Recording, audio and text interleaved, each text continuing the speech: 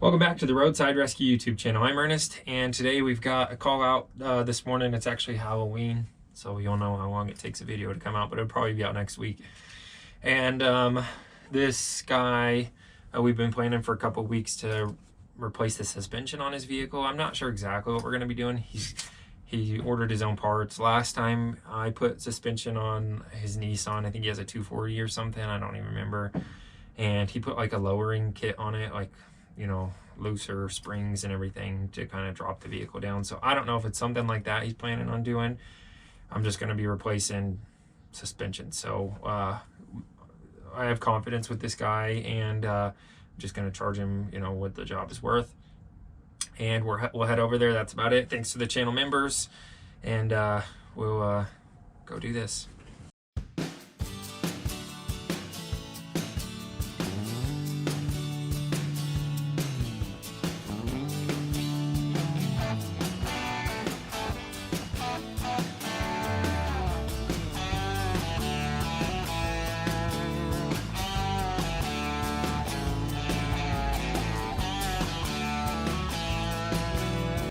Alright, so I guess I knew the guy didn't like really commit a lot of stuff to memory, just because I've worked with him before. I'm not that stressed about it. He had all the parts he needed.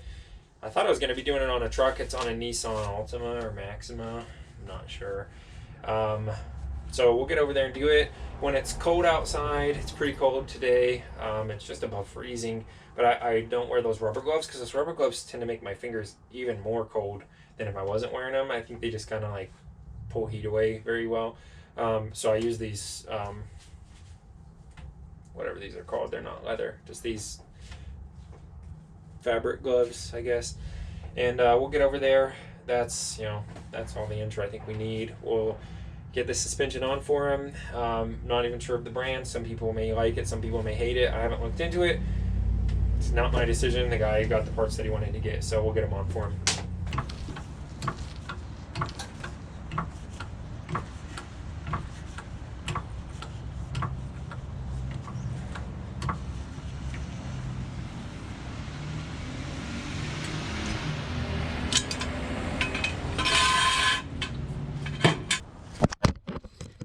Alright, I got those rear wheels chalked. That one came up off the ground anyway, so I may just put a jack stand under there.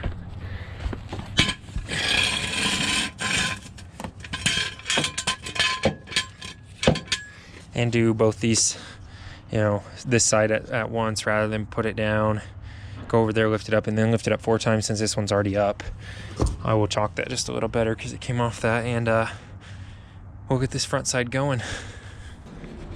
All right, and actually while I was thinking about it, I went ahead and wrapped the handle of this jack in some athletic tape just to keep it from really touching any of the paint. If it ever did before, I was just like super careful putting it on there, but now at least, I mean, I'm still not going to bang it against there, but you know, if it does touch it a little bit harder, it's not going to scratch anything since it's got that soft tape around it. And we'll get this tire off, get the front suspension going. Last time I had to compress springs and stuff. This one's set and ready to go.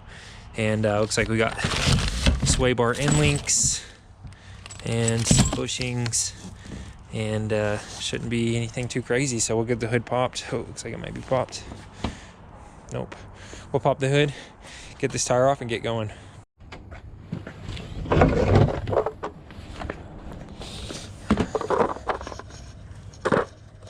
Yeah, so it's good to recognize these little covers, because as an inexperienced mechanic, you could easily just put your impact or something on there and just start trying to take these off, but they probably spin, but those are not the lug nuts. And I want to say I did that before. I don't remember specifically doing it, but it sounds super familiar in my head.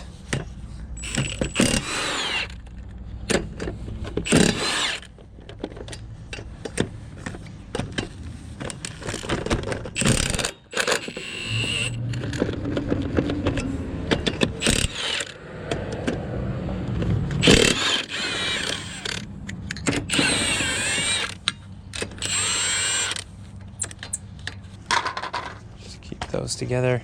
I feel like my dad always stressed keeping those lug nuts together growing up, way more than probably necessary. Kind of like when you're a kid and you're afraid of the Bermuda Triangle, and then you realize, like, what is there to be scared of? What even happens there? Maybe because we always worked next to the field and it'd be easy to lose them in the grass or rocks, but out here it's like, where am I going to lose one of those lug nuts? I say that I'll probably lose one on the next job.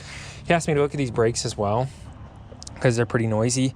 I'm guessing all that noise is coming from this rotor that's got a lot of wear pattern in it, and it looks like this backside's a bit thinner than the front. I'll get a better look at that in a minute, but we'll go ahead and just start disconnecting the things on this strut here.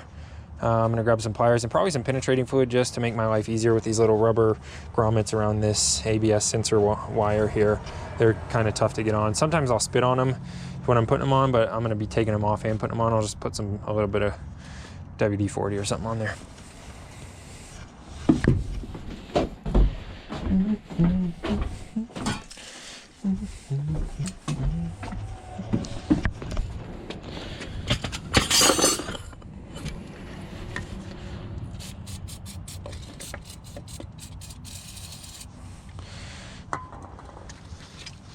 The only thing that's like tough about this job on these struts is sway bar end links sometimes like to turn and twist because they loosen up, and so it's hard to get that nut off, especially if there's rust.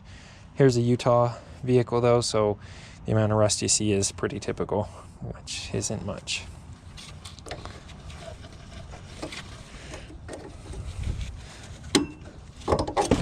Right,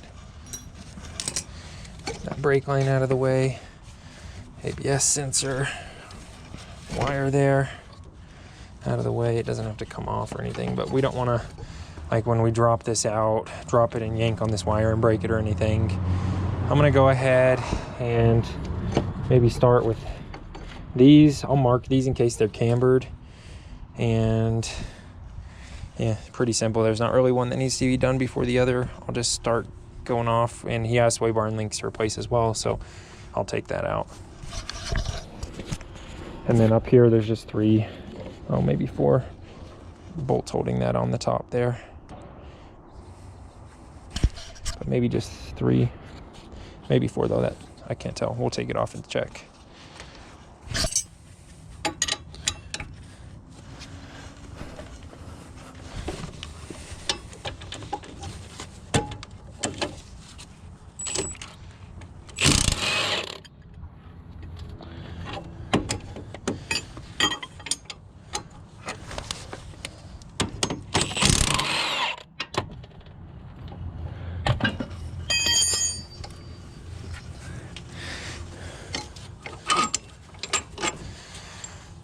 All right, so these aren't cambered, so no need to mark them on that other side. I wonder where the camber adjustment for this is then. There's probably not one from the factory. It probably, if you want to do one, you probably have to get a camber bolt for that to adjust camber, but we'll get this sway bar and link off, those bolts up top, and then we'll be going quick from here. I've just been kind of talking and getting stuff ready, but after we do one side, everything starts rolling. Nice, that one came off. That's what I was saying. Sometimes these are tricky, pretty much every time, but looks like we're going to get lucky this time.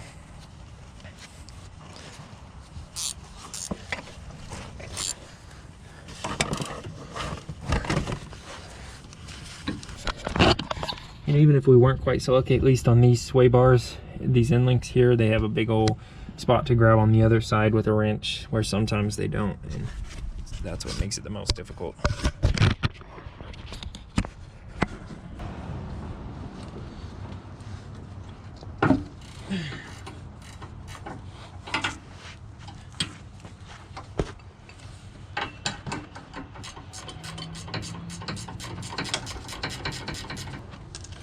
Then I just need something to pry with on that sway bar to push it down just a little so that this comes out easy. I'm just going to use a wrench. Normally I'd use a pry bar, but I have that long 1/2-inch wrench that I'm going to use later. And so, yeah, I'm just going to use the handle of that because it's long. Okay, all I got to do is the bolts on the top now, and this strut's out of here. And to take them off, I'm just going to use this impact because I got it out here, but I definitely won't put them back on with this.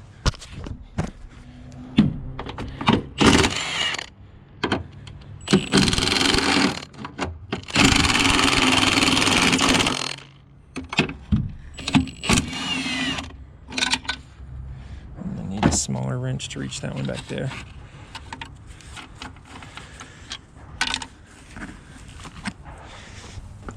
Let's just grab a ratcheting wrench, make it easier on ourselves.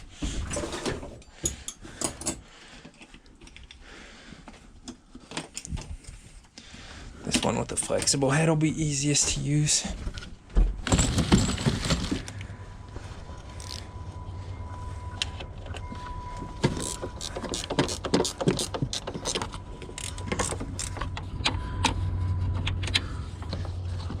Okay, so I was right initially when I was like suspecting whether it was 3 or 4. It is 3. This one was the unnecessary one.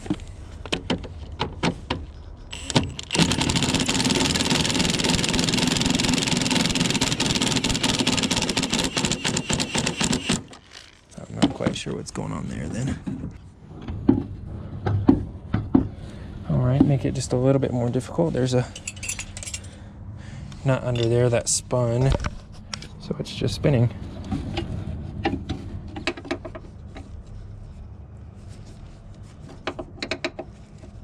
All right, got the box end of a wrench on there.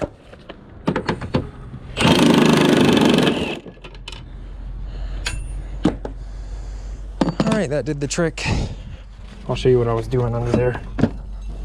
So this right here started spinning for whatever reason, if you can see that. So I just grabbed, where'd I put that wrench? I don't even know. Well, basically, this is a 13mm, so it's not going to fit on there. Basically, I just stuck a wrench up like this and slid it over that nut. It was a 14mm, which is a different size, but that was enough to get that out there. And we'll check and make sure we're getting the right side, which is the other one. Yeah, so you just want to make sure all these brackets are the same, and we'll get a sway bar end link and put this back together. This one's got new bolts with it, so that's nice. All right, the key for this going smoothly is just to make sure all these bolts get started before you tighten one or the other down. Then you'll be loosening one up or stripping something out, trying to crank it down on top of it.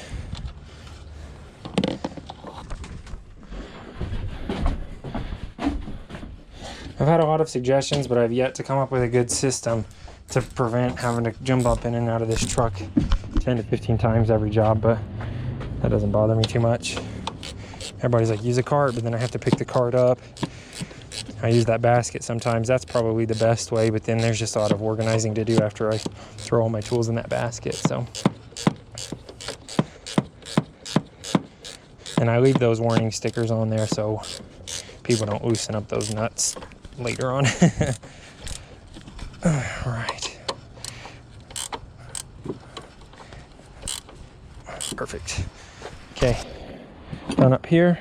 Let's finish up down here.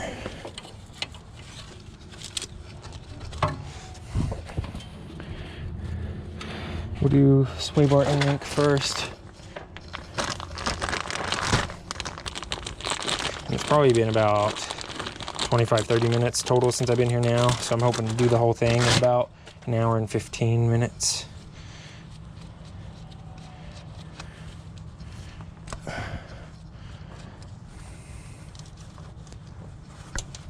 Oh, there goes our nut.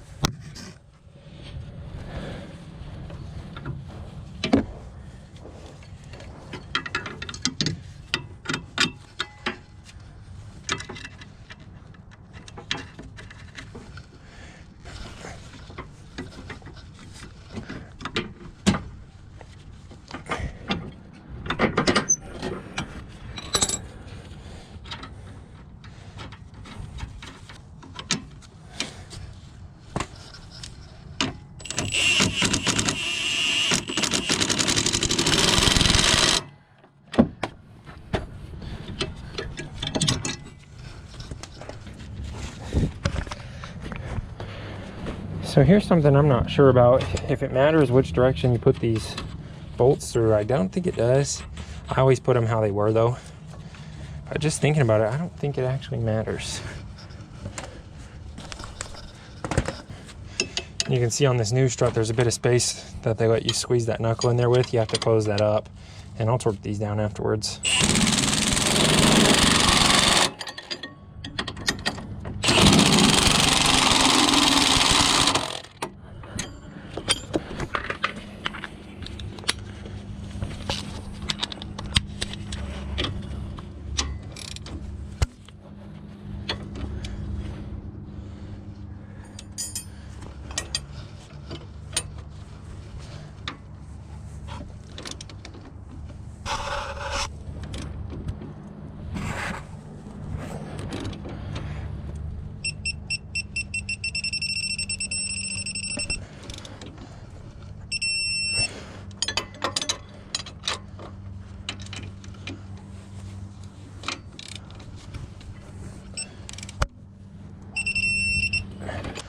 All right, all I've got to do is put this ABS wire back in. It goes in nice and easy since it's lubricated. This brake line, and the tire goes back on and we're done. And that's the thing about parts that are shipped is sometimes they get bent and stuff.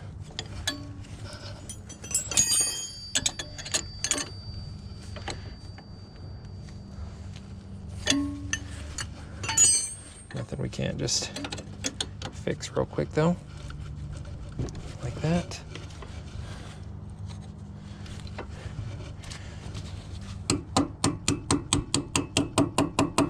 Okay, that's it. We'll get that tire on.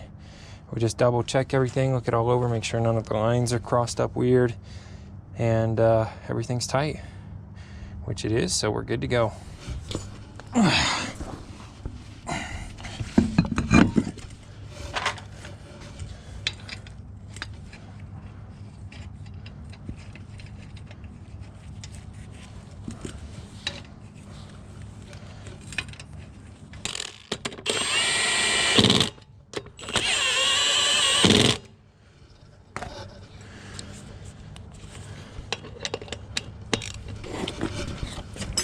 I think it's front wheel drive, so we can tighten this one down while it's up in the air.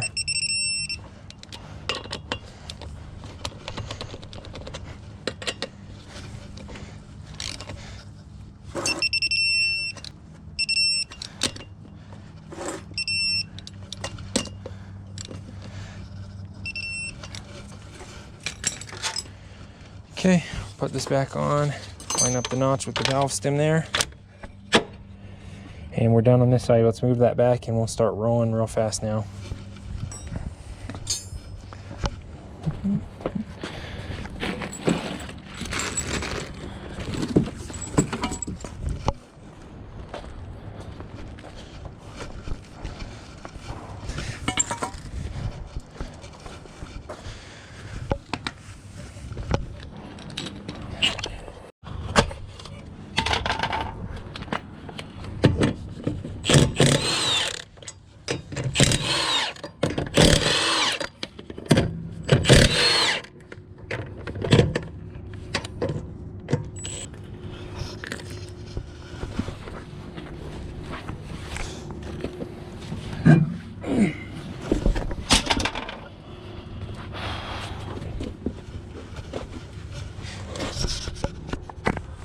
And just this bolt right here, no need to get a wrench to hold the other side. It's got a square nut welded on, and it's part of that shock absorber itself. So one bolt here, two up there in the trunk, and we're out. Put the other one in just as simple.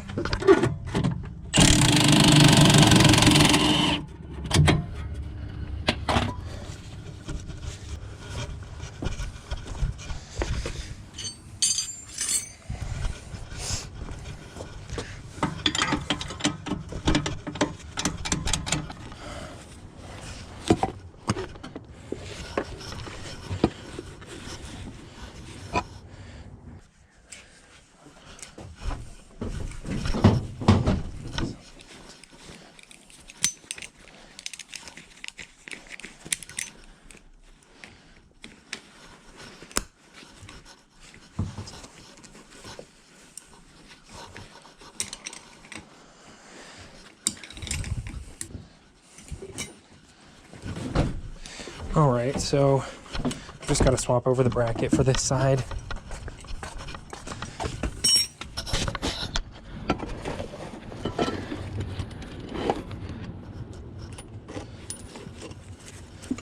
They gave us new bushings to do so with.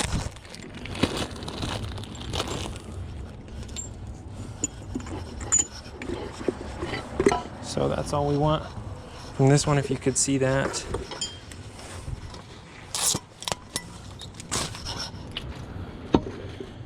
We'll just reassemble this one.